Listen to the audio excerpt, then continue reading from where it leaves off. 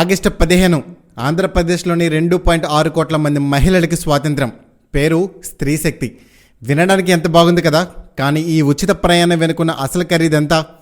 ఇది నిజంగా మహిళలకి ఇస్తున్న వరమా, లేక రాష్ట్ర ఆర్థిక వ్యవస్థ మెడకు బిగిస్తున్న ఉరుకుతాడా? నిన్నటి వరకు జగన్ ఉచితాలు రాష్ట్రాన్ని అప్పుల పాలు చేశాయని గర్జించిన గొంతే ఈరోజు చరిత్రలోనే అతి పెద్ద పథకాన్ని ఎందుకు ప్రకటిస్తుంది? అప్పుల గురించి ముసలి కన్నీరు కార్చిన నాయకులే ఇప్పుడు ఏటా 1000 కోట్ల భారాన్ని రాష్ట్ర ఖజానాపై ఎందుకు మోపుతున్నారు? ఈ రాజకీయ ద్వంద్వ నీతి వెనక దాగి ఉన్న అసలు రహస్యం ఏంటి? పక్క రాష్ట్రాల్లో ఈ పథకం వల్ల లక్షలాది మంది ఆటో డ్రైవర్ల బతుకులు రోడ్డున పడ్డాయి. తెలంగాణలో అయితే ఏకంగా 80 కుటుంబాల ఆత్మహత్యల అంచులకు చేరాయి. ఇప్పుడు అదే గతి ఏపీలోని ఆటో డ్రైవర్లకు పట్టబోతుందా? ఒకరి సాధికారత కోసం మరొకరి జీవితాన్ని బలిపెట్టడమేనా సంక్షేమం అంటే? ఈ ఉచిత టికెట్ అనే పదానికి అసలు సిసలైన మూల్యం ఎవరు చెల్లించబోతున్నారో తెలుసా? సూపర్ 6 హామీలలో భాగంగా టీడీపీ, జనసేన, బీజేపీ కూటమి ప్రభుత్వం స్త్రీ శక్తి పథకాన్ని ఆగస్టు 15న ప్రారంభించబోతుంది. దీని ద్వారా రాష్ట్రంలోని 2.6 కోట్ల మంది మహిళలు, విద్యార్థినిలు మరియు ట్రాన్స్జెండర్లు పల్లె వెలుగు, ఎక్స్ప్రెస్, మెట్రో బస్సులో ఉచితంగా ప్రయాణించబోతున్నారు. ప్రభుత్వ అంచనా ప్రకారం దీనికి ఏటా అయ్యే ఖర్చు సుమారు 1950 కోట్ల రూపాయలు. కానీ ఇక్కడే ఒక తెలివైన రాజకీయ వ్యూహం దాగి ఉంది. అదే జీరో ఫేర్ టికెట్. ప్రయాణికులకు ఇచ్చే ప్రతి టికెట్ పై ప్రభుత్వం మీకోసం ఎంత డబ్బు భరిస్తుందో, మీరు ఎంత ఆదా చేస్తున్నారో స్పష్టంగా ముద్రిస్తారు. ఇది పారదర్శకత కోసమని ప్రభుత్వం చెబుతున్నా అసలు లక్ష్యం వేరు. ఇది ప్రతిరోజు ప్రతి ప్రయాణంలోనూ ప్రభుత్వ సహాయాన్ని లబ్ధిదారునికి గుర్తు చేసే ఒక మానసిక ఆయుధం.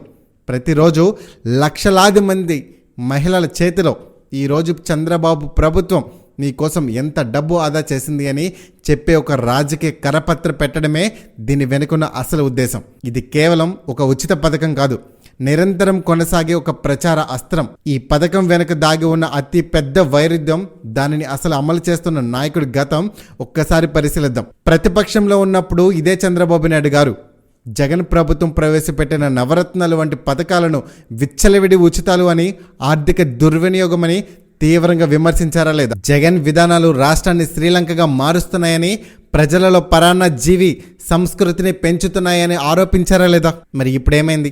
అధికారంలోకి రాగానే అంతకు మించిన భారీ సంక్షేమ పథకాలతో ముందుకొచ్చారు. ఇది ఒక ప్రమాదకరమైన రాజకీయ విషయాలయాన్ని సూచిస్తుందని ఇక్కడే అర్థమవుతుంది.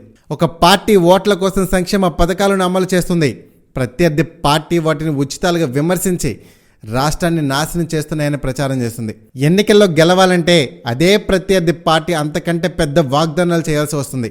గెలిచాక ఆ వాగ్దానాలను అమలు చేస్తూ ఖజానా ఖాళీగా ఉండడానికి పాత ప్రభుత్వాన్ని మళ్ళీ నిందిస్తుంది. ఈ చక్రంలో రాష్ట్ర ఆర్థిక వ్యవస్థ బలైపోవట్లేదా? మన భవిష్యత్తును చూడడానికి జ్యోతిషం చెప్పక్కర్లేదు.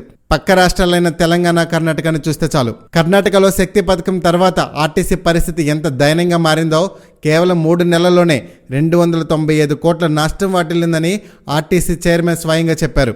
ఇప్పుడు మనుగడ కోసం 15 నుంచి 20% ఛార్జీల పెంపును ప్రతిపాదిస్తున్నారు. బెంగళూరులో ఆటో డ్రైవర్ల వ్యాపారం 20% నష్టపోయింది. చిన్న పట్టణాల్లో చాలామంది తమ ఆటోలను అమ్ముకుని వేరే పనులకు వలస వెళ్లారు. తెలంగాణలో కూడా మహాలక్ష్మి పథకం ఆటో డ్రైవర్ల జీవితాలను అక్షరాలా చిదిమేసింది. మహిళా ప్రయాణికుల బస్సులకు మెళ్లడంతో వారి ఆదాయం పూర్తిగా పడిపోయింది. తమకు నెలకు 15,000 రూపాయలు భృతి ఇవ్వాలని వారు ప్రభుత్వాన్ని డిమాండ్ చేస్తున్నారు. ఇక్కడే అత్యంత దిగ్భ్రాంతికరమైన నిజం దాగి ఉంది. ఈ పథకం వల్ల కలిగిన ఆర్థిక కుటుంబాలతో సుమారు 80 మంది ఆటో డ్రైవర్లు ఆత్మహత్య చేసుకున్నారని వారి సంఘం చైర్మన్ ఆరోపించారు. తెలంగాణలో ఆటో డ్రైవర్ల కుటుంబాల్లో చెలరేగిన ఆ అగ్ని జ్వాలలు రేపు మన రాష్ట్రంలోనే ఎగిసిపడమని గ్యారంటీ ఏంటి?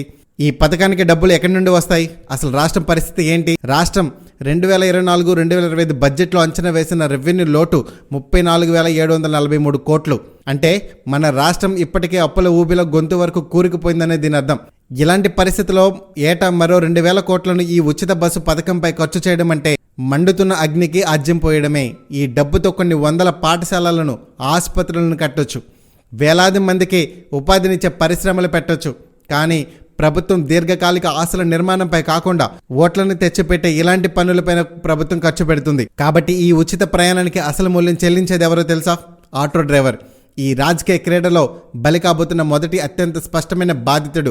తెలంగాణలో 80 కుటుంబాల కన్నీళ్లే దీనికి సాక్ష్యం. ఏపీఎస్ఆర్టీసీ కూడా కర్ణాటక ఆర్టీసీ లాగే ఇది కూడా త్వరలో ఆర్థిక సంక్షోభంలో కూరుకుపోయే ప్రమాదం ఉంది. సర్వీసులను తగ్గించి చివరికి ప్రయాణికులకే భారం కాబోతుంది. అభివృద్ధికి వెచ్చించాల్సిన ప్రతి రూపాయి ఇలాంటి ఉచిత పథకాలకు మళ్లడం వల్ల రాష్ట్ర పౌరులందరూ దీనికి మూల్యం చెల్లించక తప్పదు. భవిష్యత్ తరాలు మన ఈ రోజు చేస్తున్న అప్పుల భారాన్ని మోయాల్సిందే. నాకు తెలిసినంత వరకు ఇది నిజమైన సాధికారత కాదు. ఇది పౌరులను ప్రభుత్వాలపై ఆధారపడేలా చేసి వారిని శక్తిహీనులుగా చేసే ఒక ఎత్తుగడ. కిక్కిరిసిన బస్సులో అవమానాల మధ్య చేసే ప్రయాణం సాధికారత ఎలా అవుతుంది? ఈ ఉచితమే అనుకున్న అసలు ఖరీదు గురించి ఒకసారి ఆలోచించండి. మీ అభిప్రాయాన్ని ఖచ్చితంగా కామెంట్లో తెలియజేయండి. ఈ నిజం నలుగురికి తెలియాలంటే ఈ వీడియోని ఇప్పుడే షేర్ చేయండి. మరొక వీడియోతో మళ్ళీ కలుద్దాం. జై హింద్.